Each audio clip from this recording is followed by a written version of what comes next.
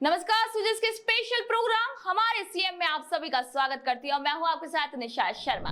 मुख्यमंत्री श्री भजनलाल शर्मा के नेतृत्व में राजस्थान प्रगति के पथ पर अग्रसर है। मुख्यमंत्री श्री शर्मा ने प्रदेश के हर क्षेत्र को विकसित बनाने का प्रण लिया और इसी प्रण को पूरा करने की दिशा में राज्य सरकार प्रदेश में तेजी से कार्य भी कर रही है। मुख्यमंत्री श्री भजनलाल शर्मा के प्रयासों से प्रदेश को वैश्विक पटल पर विशिष्ट पहचान भी मिली है।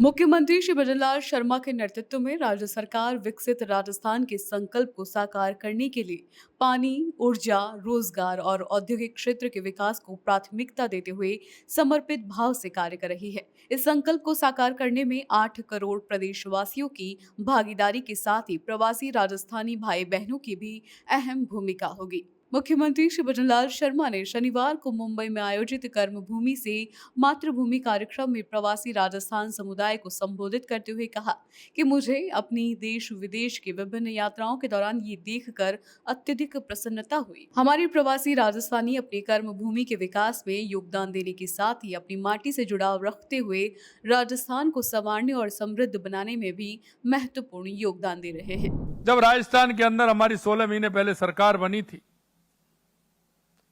तो हमने राजस्थान की समस्या के लिए, राजस्थान के विकास के लिए हमने कुछ राजस्थान का रोड मैप बनाने का काम किया और उस रोड मैप में सबसे पहले जो राजस्थान को आवश्यकता है, हमने उन विषयों को लिया कि राजस्थान को सबसे पहले आवश्यकता किस बात की है। और वो मैं आपको इन बातों को इसलिए कहना चाहता हूं कि आप राजस्थान की उस जनभावना से जुड़े हुए हैं, राजस्थान की मिट्टी से जुड़े हुए हैं, राजस्थान के उस संस्कार से जुड़े हुए हैं। जब हमने ये नक्शा बनाया तो सबसे पहले राजस्थान की मांग थी कि राजस्थान के अंदर, क्योंकि देश में सबसे बड़ा भूभाग वाला क्षेत्र राजस्थान है, सबसे बड़े भूभाग वाला, अगर इसमें पानी की व्यवस्था ठीक ढंग से हो जाएगी तो राजस्थान के लोगों का जीवन सुख में हो जाएगा और राजस्थान प्रदेश जो अन्य प्रदेश हैं उनमें भी विकास में आगे बढ़ने की स्थिति राजस्थान की बनेगी। मुख्यमंत्री श्री भजनलाल शर्मा ने कहा कि प्रवासी राजस्थानियों ने एक ऐसी ही पहल जल संचय के क्षेत्र में की है। प्रधानमंत्री श्री नरेंद्र मोदी की प्रेरणा से राज्य सरकार द्वारा शुरू किए गए कर्मभूमि से मातृभूमि अभियान में हमें भामाशाहों और प्रवासी भाई बहनों का भरपूर सहयोग मिल रहा है। इसके तहत राज्य में लगभग 45,000 जल संरक्षण संरचनाओं का निर्माण किया जाएगा। ये अभियान वर्षा जल की एक एक बूंद को सहेज कर न केवल जल उपलब्धता बढ़ाएगा बल्कि भूजल स्तर को बढ़ाने में भी मददगार बनेगा। दशकों पुरानी जो हमारी पानी की मांग थी, हमारी ईआरसीपी की मांग, ईस्टर्न कैनाल जो हमारी थी, हमारा जो समझौता मध्य प्रदेश के साथ होता था, वो कई दशकों से बात तो करते थे लेकिन हो नहीं पाया था। माननीय प्रधानमंत्री जी के नेतृत्व में और माननीय CR पाटिल जी के जल शक्ति मंत्रालय के द्वारा आपने जिस तरह से किया, आपने 17 दिसंबर को उसका शिलान्यास करने का काम इतनी बड़ी योजना का आप लोगों ने किया है। मुख्यमंत्री श्री भजनलाल शर्मा ने कहा कि हमारी सरकार ने राजस्थान में पानी की पर्याप्त उपलब्धता के लिए कई कदम उठाए हैं। प्रधानमंत्री श्री नरेंद्र मोदी के मार्गदर्शन में वर्षों से लंबित ERCP से जुड़ा समझौता कर हमने इसके कार्य भी प्रारंभ कर दिए हैं। इसके साथ ही शेखावटी के लिए महत्वपूर्ण यमुना जल समझौते को आगे बढ़ाकर हमने हरियाणा के साथ मिलकर टास्क फोर्स गठित कर दी है। दूसरी जो राजस्थान की सबसे बड़ी समस्या थी वो शेखावाटी में यमुना के पानी की थी। उसके लिए भी मैं धन्यवाद देना चाहता हूं माननीय प्रधानमंत्री जी को और माननीय CR पाटिल जी को। वो काम भी आपने किया, उसकी भी DPR बनना प्रारंभ हो गया है, उसके लिए टास्क फोर्स का गठन हो गया है। वो भी लगभग 2,500-3,000 करोड़ रुपए की योजना से कम नहीं है, वो भी योजना हमारी आने वाली है। मुख्यमंत्री श्री भजनलाल शर्मा ने कहा कि हथिनी कुंड बैराज से आवंटित यमुना जल से चूरू, झुंझुनू एवं सीकर जिलों में पेयजल पहुंचाने के लिए डीपीआर बनाने का कार्य भी प्रारंभ हो चुका है। इसके अतिरिक्त माही बेसिन में जल प्रबंधन के कई काम हाथ में लिए गए हैं। साथ ही नर्मदा के पानी से जालौर, सिरोही और बाड़मेर को और अधिक लाभ मिले, इसके लिए भी हम काम कर रहे हैं। मुख्यमंत्री श्री भजनलाल शर्मा ने कहा कि इन परियोजनाओं के साथ ही राज्य सरकार द्वारा जल स्वावलंबन अभियान 2 के माध्यम से 20,000 गांवों में 5 लाख वाटर हार्वेस्टिंग स्ट्रक्चर बनाए जा रहे हैं। मुख्यमंत्री श्री भजनलाल शर्मा ने कहा कि इन सभी प्रयासों के फलीभूत होने के बाद प्रदेश में पर्याप्त मात्रा में पानी उपलब्ध होगा। मित्रों, ये राजस्थान का जो नक्शा है आपने देखा हो, चाहे हमारा देवास स्कीम हो, जो उदयपुर की अरावली की श्रृंखला है, उससे पानी आधा हमारा हिंद महासागर की तरफ जाता था, आधा हमारा अरब सागर की तरफ जाता था, सिरोही होकर के गुजरात होकर के हमारा निकल जाता था, उसका उपयोग नहीं होता था। हमने उस पानी को भी रोक करके टनल बना करके उसको भी पानी को हमने लिया है। ये माननीय हमारे CR पाटिल जी के सानिध्य में वो काम भी हमारा हुआ है। माई डैम से हमारा सोम कमलाम के द्वारा हमारा जवाई बांध, पाली और सिरोही के लिए पानी मिलना है, वो काम भी हमारा आगे बढ़ रहा है।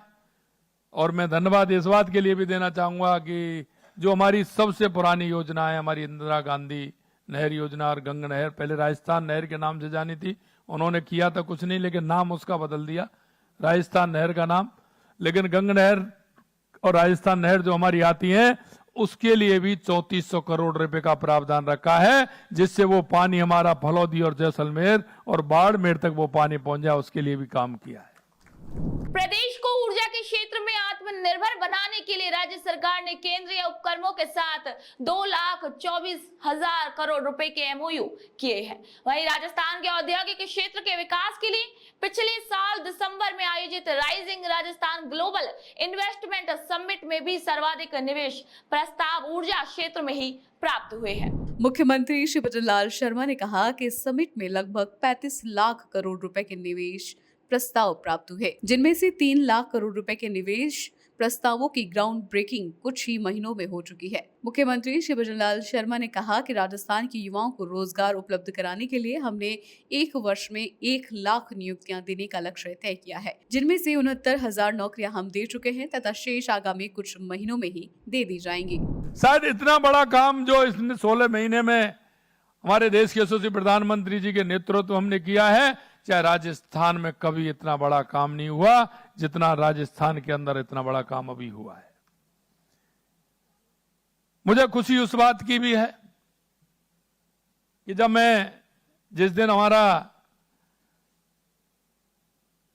मध्य प्रदेश का हमारा MOU हो गया था, हमारे शिलान्यास की बात चल रही थी, तो हमारे मध्य प्रदेश के मुख्यमंत्री भी आए थे, मैं भी आया था, तो पाटिल साहब ने हमको वहां मंत्रालय में बुलाया था। मुझे पता नहीं था, लेकिन उन्होंने 25-30 हमारे सभी भाइयों को बुला रखा था।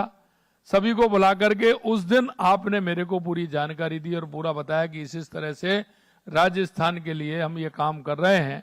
और जब मैं गुजरात के अंदर जब हमारा ये कार्यक्रम हुआ, मैं गया तो इतनी मोटी किताब मेरे को दी, इतनी मोटी किताब दी, जिसमें राजस्थान के अंदर 45,000 गांव हैं और लगभग 1,50,000 ट्यूबवेल का पूरा एस्टीमेट बना करके माननीय CR पाटिल जी और आपकी इस टीम ने पूरी तरह से हमको दिए। मुख्यमंत्री श्री भजनलाल शर्मा ने प्रवासी राजस्थानी समुदायों को राजस्थान में निवेश करने के लिए आमंत्रित करते हुए कहा कि राजस्थान में निवेश से उनका कारोबार तो बढ़ेगा, साथ ही प्रदेश की समृद्धि में भी महत्वपूर्ण योगदान मिलेगा। इसके लिए राज्य सरकार हर संभव मदद करेगी। मुख्यमंत्री श्री भजनलाल शर्मा ने कहा कि राज्य सरकार द्वारा दुनिया के विभिन्न देशों और देश के विभिन्न राज्यों में IAS अधिकारियों को नोडल अधिकारी के रूप में नियुक्त किया है, जो कि राज्य सरकार और निवेशकों के मध्य समन्वय का कार्य करेंगे। मुख्यमंत्री श्री भजनलाल शर्मा ने आगे कहा कि प्रधानमंत्री श्री नरेंद्र मोदी के नेतृत्व में देश भर में जल संचय के कार्य किए जा रहे हैं, साथ ही घर घर तक नल कनेक्शन के माध्यम से जल पहुंचाया जा रहा है। यदि जल का प्रबंधन ठीक प्रकार से किया जाए तो देश में कहीं भी पानी की कमी नहीं होगी। मुख्यमंत्री श्री भजनलाल शर्मा के नेतृत्व में राजस्थान सरकार प्रदेश के समग्र विकास के लिए लगातार नई योजनाएं ला रही है। इन योजनाओं पर जमीनी स्तर पर गंभीरता से काम भी किया जा रहा है। सरकार की जन कल्याणकारी योजनाएं ग्रामीण और शहरी दोनों ही क्षेत्रों में समान रूप से लागू की जा रही है, जिसका सकारात्मक असर आम जन के जीवन में भी देखने को मिल रहा है। तो हमारे सीएम में फिलहाल के लिए इतना ही, फिर आप सभी से मुलाकात होगी नए विषय के साथ। तो तब तक के लिए नमस्कार।